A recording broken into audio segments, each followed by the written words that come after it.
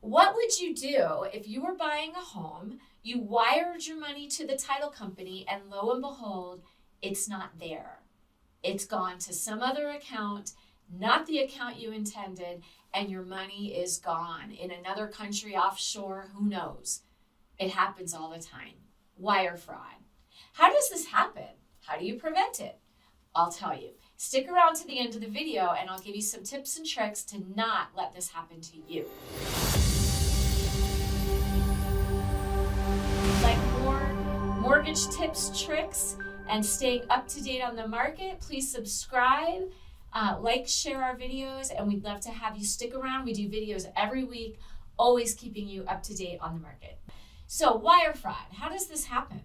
Well, in the mortgage world, in the real estate world, there are many, many emails, documents, all kinds of things going back and forth between the title company and the mortgage company and the realtor and the buyer and the seller and the insurance company, and it goes on. And there are people that are just devious, and they sit around and they spend their entire lives trying to figure out how to steal instead of going out and working for a living like we do, right? So sometimes the most brilliant minds don't use their brains in a way that helps the world. They just want to get a quick buck. I don't know why they do this, but they do. And they're out there and they're evil people. And this is what they do. They somehow tap into emails, even though all of our emails are encrypted.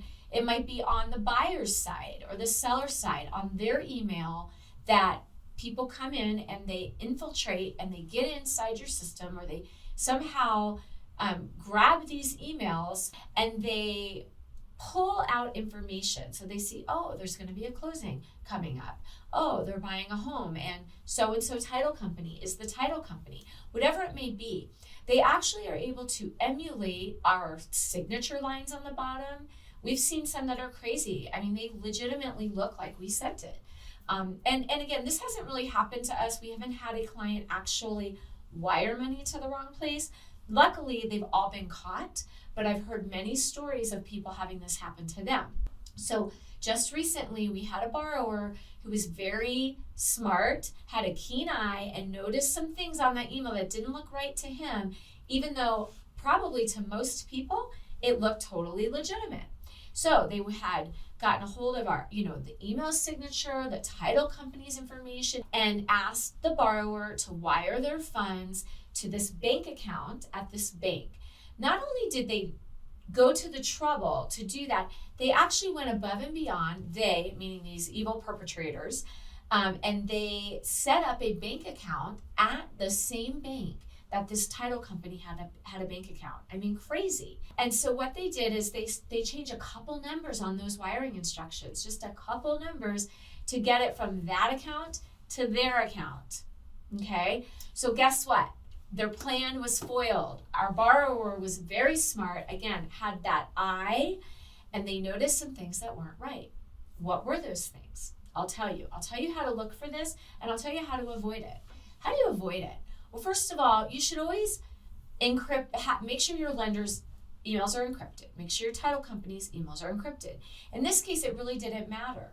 So what's happening on your side, on your email? Where do you open up your emails? Are you on a secure server?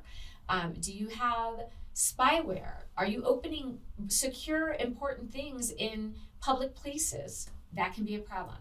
The second thing is, if you're going to wire funds to a title company, you should always call the title company, confirm the wiring instructions over the phone verbally, confirm the account number, confirm the bank's routing number, make sure you're talking to the real title company, and make sure you have good numbers in terms of all of the things, the amount that needs to be wired and where it needs to go. Check with your lender. Make sure that your lender confirms, yes, that's the title company, that's the phone number, that's the amount you need to send. They can go on and look at those wiring instructions and just confirm what you have, but also do it verbally, not through email, and make sure that what you're looking at is legitimate. It's very sad that we have to do this in today's world. We never had to do this. In all the years, this has become very abundant, very, very prevalent. It used to be extremely, rare, a one-off. It's very prevalent today.